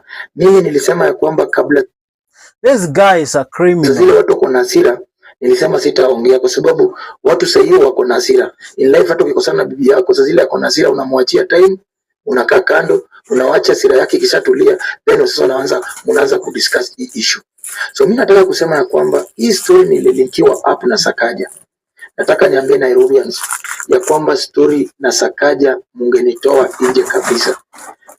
Nairobi iko Gaucho wa Raila ambayo ni mimi Geto President na iko Gaucho wa Sakaja. Nataka na Nairobians wajue ya kwamba iko Gaucho wawili. Kitambo ilikuwa Gaucho watatu, ilikuwa Gaucho ya Guyo ambayo alienda naye huko Moyale mali yeye ni governor, former majority leader na alikuwa anatoka Matopeni. Na iko Gaucho sahihi ambayo ni mimi wa Raila, then iko Gaucho wa Sakaja ambayo nyinyi wenyewe Nairobians ambao walikuwa wanani accuse, muende mfanye uchunguzi. Unaona watu wote ambao wanafanya Nairobi County wanajua ukweli ya kwamba iko Gaucho wa Sakaja, sio Gaucho mimi wa Raila. So juji jina yangu ya Gaucho. Mtu akifanya mabaya unapata akitumia jina Gaucho watu wanaanza kuongea. Alafu kitu uchungu ya kwamba wakati vijana walikuwa napigwa, vijana wa Geto ambao walikuwa napigwa, walikuwa nasema either nimetumwa na kijana anaitwa Gaucho na alitumwa na Sakaja. So watu wataki kujua ni Gaucho mgani. Watu wanajua tu ni Gaucho mmoja. Huyu anatuona haga zake. Huyu anatuona haga zake. Because Gaucho, we know you. Mimi nataka niambie wana Nairobi. We know you Gaucho. Mtu akona capacity ya kunituma, kunipea instruction without shilingi. Ni Raila Amolo Odinga, ama Mama Ida, ama Winnie Odinga, ama Junet Mohamed. Kama ni kwa governor ni James Orengo. Ndio mtu anakuwa rafiki yangu sana. Sakaja tujawahi pendana. Mimi kitu nilifanya na Sakaja siwezi mpiga kwa sababu baba aliniambia niwachane na yeye. Siwezi mpinga na simsupport. Unaona? Hata wale wanasimama governors Nairobi hakuna mtu na support. Wale wametangaza sasa hii either Wanyonyi ama nani, simpingi na simsupport. Unaona? So mtu mungeniweka allegation na mtu mwingine. Unaona? Lakini usiniwekee allegation ukiniunganisha na Sakaja. Ikoto alisema Sakaja amenilipia. Ananilipa 50,000 per month. 50,000 per month. Ulipe hii nyumba. Hii nyumba ulipe na 50,000 per month. Jamani. 50,000. Sakaja ni mtu PR, wale wanamjua ni mtu PR kwa kila mtu. Sijawahi fanya na Sakaja. Mimi mtu nilifanya naye governor. Ya kwanza ilikuwa ni Naniveas Kidero. Mtu nilifanya naye kidogo Kananu 3, 4, 5 months na akatoka kwa power. Ndio watu wachague Sakaja. Unaona? So mimi nataka kusema ya kwamba nataka wana Nairobi waende wafanye uchunguzi ni nani aliaya guns na hii jina ya Gaucho. Kama ni kweli ni Gaucho wa Raila ama kumbe kuna Gaucho mwingine wa Sakaja na anatoka wapi? I think Maverick Aoko alitoa link kidogo. Unaona? Muende mfanye uchunguzi leo. Huyu Gaucho kule anafanya na Sakaja na anaweza fanya na Sakaja.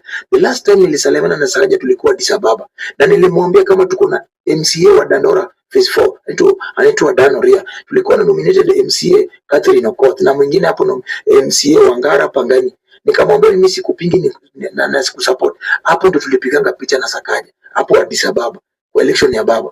So mimi nataka kusema leo ya kwamba sasa zile watu wamekasirika usiwahi anza kunini, lakini mimi nataka kusema ya kwamba mimi mwenyewe nilikuwa victim kwa last maandamano 2023 nikibebewa vijana 60 waende wanipige cell. Unaona, nililetewa watu 60 wakuja wanipige cell. Leo mimi naweza pinga wakati vijana wanaenda kutafuta haki ya wale kijana wajua ambao waliuliwa cell. Mimi kitu nilisema na narudia ya kwamba mimi nilisema ya kwamba watu wazizuie Mbadi kusoma budget, watu wasijifiche nyuma ya ujua kukuja kuenda kuandamana ili Mbadi asisome budget. Lakini kwa hizo maandamano zote mbili hakuna malilia pia. Unaona, na mimi nataka Nairobians na mamedias na nini mfanye uchunguzi, wale vijana waliumizwa muende muulize real Gaucho mgani aliwamobilize, muende Korokocho, Mathare, Dandora, Kibra, Mkuru, Mari nilisimama MCA, mfanye uchunguzi. Mimi siwezi furahi ya kwamba mimi Gaucho niko sawa, familia yangu iko sawa, alafu nimechukua kijana wa mtu, nachukua advantage ya na yeye aende aumizwe, akimbize mama ambaye ni yoka, akimbize mtu kuna biashara yake town, aumize ama dunge kisu apige na rungu ama aumize, ama kijana aenda chomoe pikipiki. Like nilikuwa naona kijana mwingine akichomwa. Mimi sasa na feel aje na mtoto wangu ya kwamba mimi niko sawa na mtoto wa mtu ameumizwa. My friend, mimi Gaucho na kuanga na akili yangu.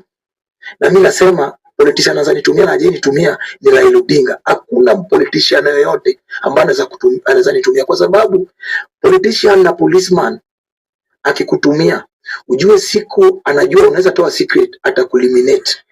Polisi pia kama wewe ni snitch ama wewe ni mtiaji, unasema vijana wako wapi, wameshinda wapi, wanavuta bangi, wanaiba wapi, siku wanajua ya kwamba biashara yao na wewe imeisha, watakuua.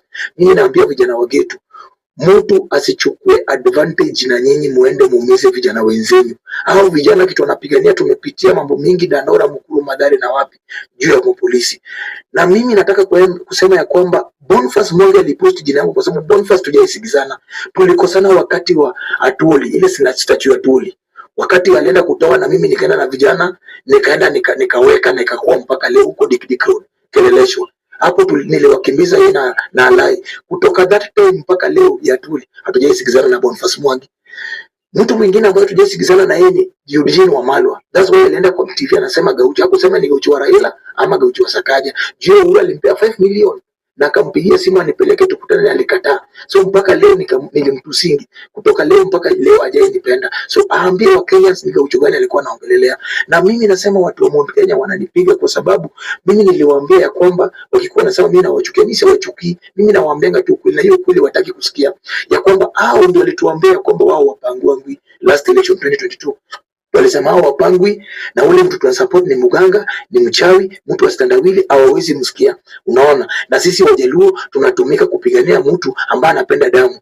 Leo au pia Gachagua wanawatumia in the name of Gen Z wakuja waumiza, sijui kama wale vijana wanamwaga damu wanamwaga maji, Raila anapenda damu nao wanapenda maji, my friend. So mimi nataka kuambia Kenyans, mimi sipendangi kukimbilia kitu kabla nijue ukweli.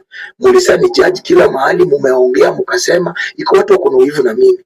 Wewe kwa nini ukijana tu hakusoma namna hii leo anaweza ongea mbele ya president, hapo close na Raila Odinga, anafanya sijui nini? Kwa nini vijana wanamsikiza vijana wa getu? Mimi hata vijana wa getu ambao nakutanga nao na wakataza story ya crime na kutumika na politician. Enda kwa video zangu zote ya nini, unaona mimi siwezi kubali kutumia kijana yote vibaya, na wameweka mambo mingi hiyo sijui nini Gaucho na tu. Mimi endeni mfanye uchunguzi Dandora, Ruaraka, Mathare, Kangemi, Kawangware, Kibra, Mkuru, Mali. This guy is trying to divert attention. There's nothing coming serious from him. He's just trying to divert the attention. Nothing serious. Popote mmoja Kayole mfanye uchunguzi kama ni Gaucho wa Raila ama ni Gaucho wa Sakaja ndiye alimobilize watu. Mimi na Sakaja ni maji na mafuta. Ni vile sinanga time ya kuweka kwa social media kwa sababu ako na ambition yake, mimi pia niko na ambition yangu. Siwezi pigana vito ambayo election ni 2027. Mimi niko na ambition yangu. Na kama ni ambition ya kukuja kuweka vijana wenyewe ambayo wako desperate wanatafuta kazi nitumie au vibaya, kwa sababu mimi Mwenyezi Mungu amenipandisha na watumia hapa chini waumizwe, wachome waumizwe. Mimi sasa mimi nikikaa kwa nyumba yangu eti nakula na mtoto wangu na mtoto wa mtu ameumizwa leo kwa hospitali. Endeni hata kwa hospitali huko mali wako. ama wale wamekufa, mchunguze ni nani aliwa mobilize. Mtapata Gaucho ni theluji na ni pamba kwa hiyo story. Sakaja hawezi nituma, na mimi si Gaucho wa Sakaja, mimi ni Gaucho wa Raila. Gaucho Sakaja akona Gaucho wake, na nataka Kenyans na Nairobians wale wamenijaji mfanye uchunguzi, mjue, na watu wanafanya Nairobi County wote wanajua iko Gaucho wa Sakaja, si Gaucho wa Raila. Mwende mchunguze. Mimi hakuna mali Sakaja ameniweka salary hata ya shilingi, na kama yuko anitoe kwa hiyo salary. Na nimesemanga hii kitu several times, mimi Sakaja sijawork naye, lakini watu wa Mount Kenya, hii shida tuko ndani ni wewe ndio mmetuweka. Hata mkijificha, mkijiita Gen Z, mkijiita sijui nini, mkienda maandamano ni one time, mkijifanya mnaenda kujua ni one time, si nyinyi mmetuweka hapa. Na mimi na support broad base. Baba right, kesho akiniambia kwamba nitoke kwa hiyo broad base asubuhi mapema. PSG versus that particular team they are playing against. But PSG is one goal ahead. The other team is 0-0. I keep on updating you about each and every particular thing that is happening in the country. Oh my God. The Paris Saint-Germain that we used to know. The Paris Saint-Germain has changed. And I am just looking at this particular game. By the way, this is the newest hacking way. If you want to watch a game for free, I'm not going to tell you everything about it. PSG 1, Seattle. Seattle is, you know, one thing about these particular American teams, I think they play football very often. The game is live. Yeah? The other game that I was just checking is Atletico Madrid versus the other team. I don't know much about it, but I cannot continue showing you this particular game. I'll be banned for life. Kama nitakuwa nje, so msiniwekelee kitu mimi sijui na sitaki kujua. Nyinyi mfanye uchunguzi vile mlinijaji. Asante. Na mimi naambia vijana wa ghetto, msikubali kutumika either na akina Boniface Mwangi kupata pesa kwa kina Nifa, akina Shakira kuwatumia, nao wanapata dollars kutoka nje. Msikubali watu wasipate advantage na shida yenu kukuja kuwatumia vibaya. I love ghetto family, na mimi nasema pole kwa wale walipata maumivu na wale walumizwa kwa sikukosa kujua kwamba politician ni politician. Unaona, na hao activists kwa wale wanalipwa wapigania right ya watu, wanapigania right yao kuvuta pesa kutoka nje. That's why wanapigania mpaka pay bill numbers. Unaona, lakini mimi nasema wana ghetto, kama mkono kweli na mimi ya kwamba mimi nilimobilize. Let's check out another particular video. Maybe that's not we want. Oh my God. This particular guy is so hardworking. 160,000 videos. That's crazy. I've even never heard about such statistics. Crazy. I have seen a lot of people just chanting, shouting, talking about a lot of things that are happening, but you know what? I think it's awesome. Ladies and gentlemen, it's so cold. I wanna change and have at least a pullover. But before I do that, I wanna play one more video. Just one. About what is happening outside the country. Maybe you don't know. Let me show you a snippet, then we are going to end up with those particular demonstration videos. The demonstration video, let me show you the newest attack at Iran has happened right now, and oh my God. Let me show you how crazy it is. Hope they are not going to do the thing to us. Here it is. That's it. You see those particular things that are this, like this here. You see this white substance? That's a atomic bomb that is being dropped at Iran right now. And Iran attacks. You see them? You see them on the air? On that particular short video? Those are missiles landing on Iran right now. I want to tell you that a lot of crazy things are happening. Oh my God. Thanks to God that we are in Kenya and there is no crazy war like this. Because look at it. Look at it in the air. Look at it. This is crazy. I can't believe. Oh my. Look at them. Look at them straight in the air. Those are missiles. Straight missiles. That is the newest attack. Oh my God. Thank you, God, that we are not in such a country. So pathetic.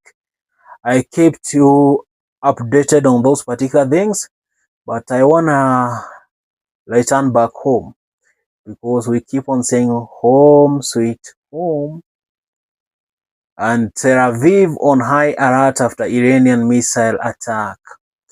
Those are from international news. World War III on the brink.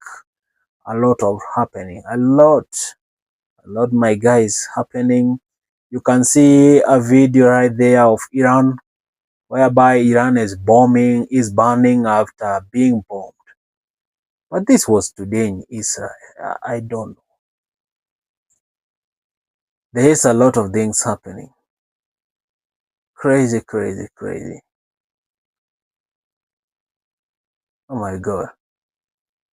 Let us look at this particular set video from this particular hour. So there is this particular guy whose his work, he is just not an ordinary YouTuber, but he walks, this is the Koinange Street. If you are not sure about it, I want to show you, but maybe I'll not play the voice or the sound. This is Koinange Street at night, how things always happens down. Look at those particular pretty ladies.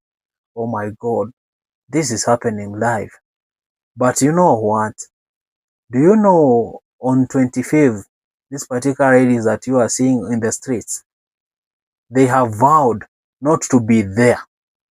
They have vowed to come out on the streets and protest. Even them, they are tired of the brutality that is happening. Nairobi, this hour, people are still just walking. You can't believe. Nairobi right now. This is crazy. If this can happen in Nairobi, let us keep on moving. You see? What type of business is that?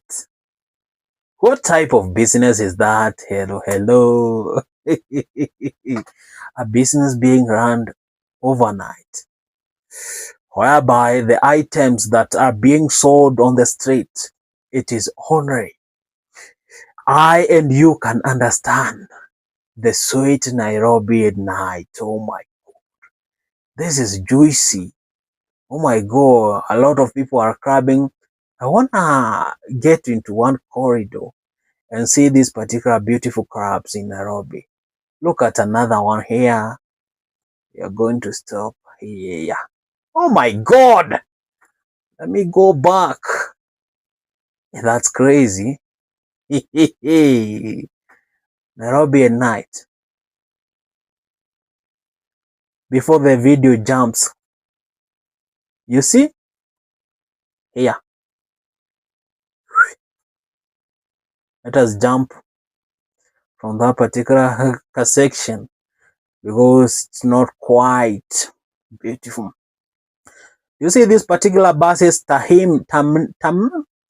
don't know, but they goes all the way to Western Kenya. I know them. Let us look on the other side of the street. Business is booming at this particular hour. You can't believe this is Nairobi.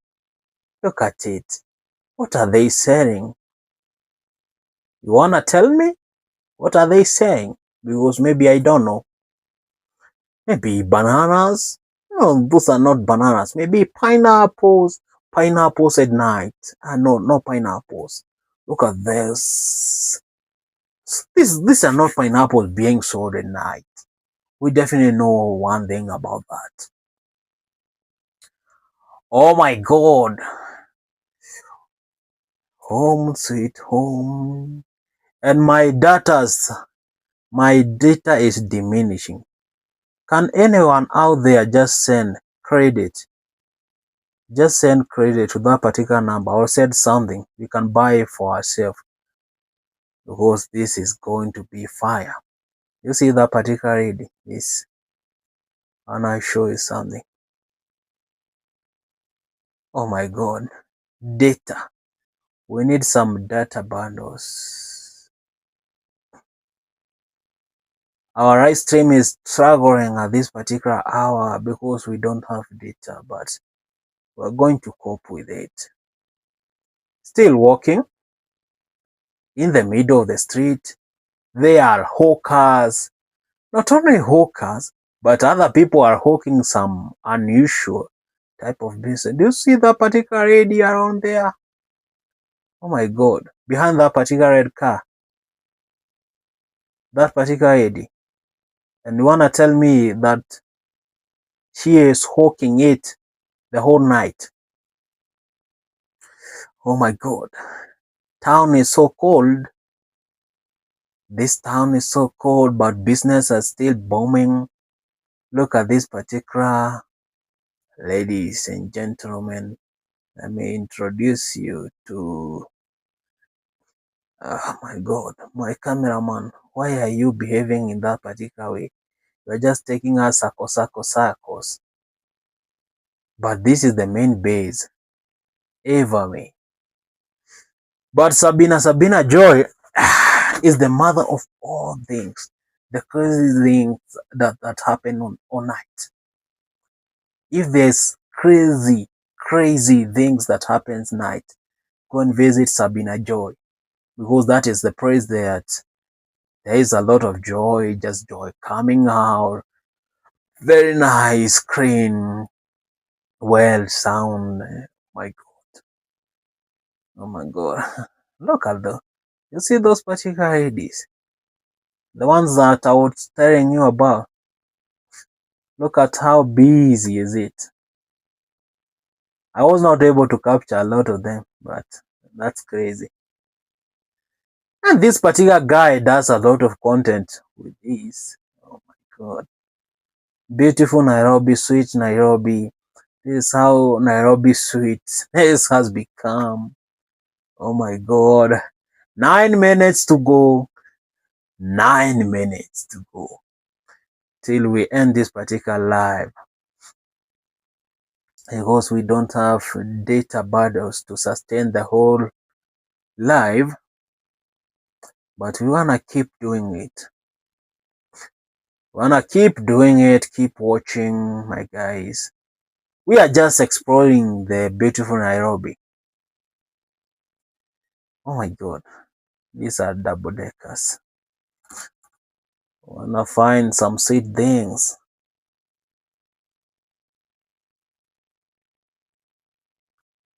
Look at, oh my God.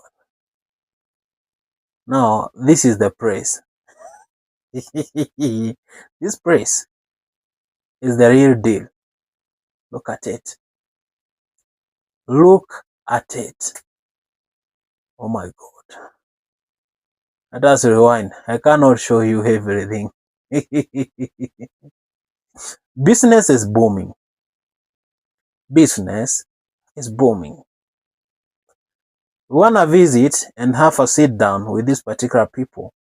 You wanna know how much do they get paid for a whole night? How if they enjoy doing this, or they are just doing it for the sake of doing it. But the main goal here in Nairobi is just to find money. If you don't have money, you are not going to enjoy this particular production in town. That's how crazy it is. That's how crazy it can be. Nairobi. Ladies and gentlemen, my God.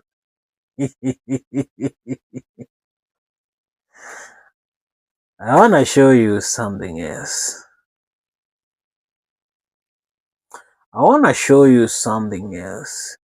The guy's channel is called Nick Travels. This guy does a lot of content.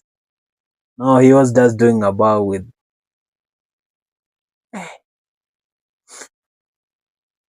what's this? But this is not in Kenya.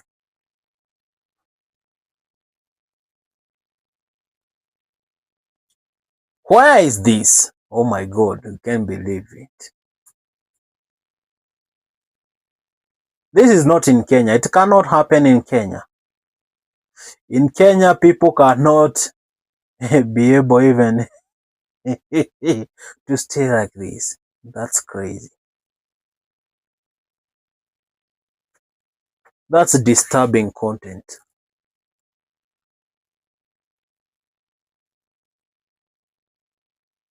Everyone in Kenya and outside Kenya to come. Our home is open for everyone. At this point, we are not in politics, right? Yeah. So if a politician comes to mourn with us, we consider that an individual who has been touched by what happened to our son and is coming to mourn with us, we welcome him. Yes, so we are not in any side of political divide. We are simply mourners who have opened the door for any Kenyans who is feeling pain in their heart and they want to share in our grief. They are free to come. Still paying whether for they are internet? politicians, Still tied to expensive, whether they are outdated religious phone leaders, systems? whether they are the Gen Z. Stop burning your startup budget on legacy. Of our son Albert touched everyone, from the young to the old. That's enough. That's enough for today. Ladies and gentlemen, at least we have done it. We tried our best and quite unfortunate. Where is this? We have done it. That is the biggest part for today. See you tomorrow.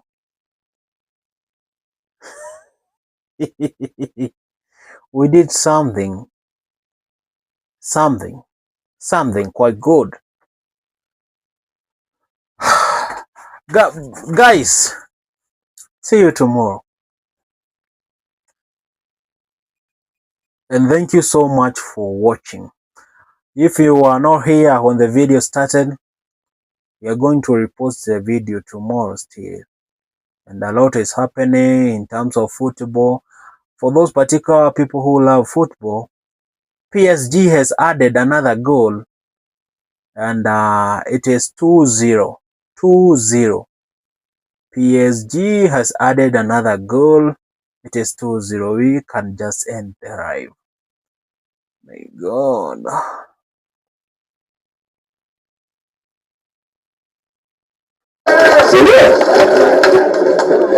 Tena mimi nikamkalisha chini hapo mbeleni. Let us check this particular part.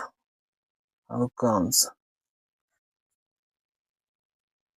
1 million na unasema huko na umaarufu yanaweza kufika pale, ndio nimwambie kwa nini niambiwa na jamii muite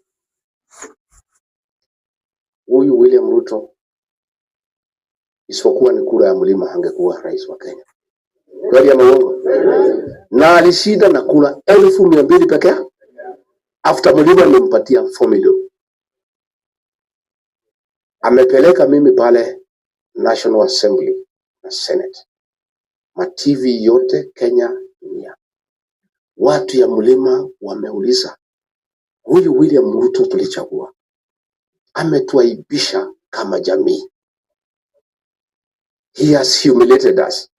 Tumepata aibu hatujaona tangu hii dunia yumbo. Tumeaibika. Ameunganisha, this is crazy, kutupiga na kutuumiza na kutuaibisha kama community. Watu wangu, jamii yangu walikuwa na uchungu. They don't know what to do. Vijana wakaniambia wanataka kutoka kufunga barabara, nikamwambia hapana. Wewe ukikasirika uimbe, utoe makasiriko kwa hiyo makasiriko, tutajua what to do with it later. So mimi nimerudi hapa chini ya ile miti. Nimeita wazee ya biashara ya kanisa. 2 minutes to go. 1 minute. Sikia. Mambo ya hii mtu And we are going to end this particular life. Wewe ukirudi huko, tarudi peke yako. Sasa anataka kuunganisha majamii kutupiga. Sisi tuko na shukrani na jamii ya Wakamba na Wamaa. Saa ile William Ruto ametoa jamii nguo, tumekaa uchi. Wakamba na Wamaa wamechukua blanketi wakatufunika. Huyu Senator Seki aliitwa na William Ruto akapewa shilingi milioni 20 anifukuze, akasema hawezi. Huyu Ngogoyo na Parashina walitishwa watafungwa, wakasema hawawezi. Mimi nikaambiwa niite nyinyi na jamii, nitoe na nirudishe shukrani ya watu wa mlima kwa jamii ya Wamaa kwa kufunika sisi uchi. Namba 2 akaniambia, wewe ni kiongozi wetu, usikubali William Ruto agawanye mlima. Namba 2, anaunganisha majamii kutupiga, tafuta marafiki. Na rafiki wa kwanza tunataka utafute, tunataka ufuate mwenendo wa Rais Mwai Kibaki. Mwai Kibaki alipokosana na Moi, alienda akatafuta John Keane na Mare. That's it for today, ladies and gentlemen. We have done it. My good name is Santori Jenga. This is EMK, Eve Media Kenya. If you miss this particular kind of an episode, it will still premiere tomorrow. Go and show love from that particular video and keep it Eve Media Kenya. We'll continue doing live each and every particular day. Bye-bye. Bye-bye, my people.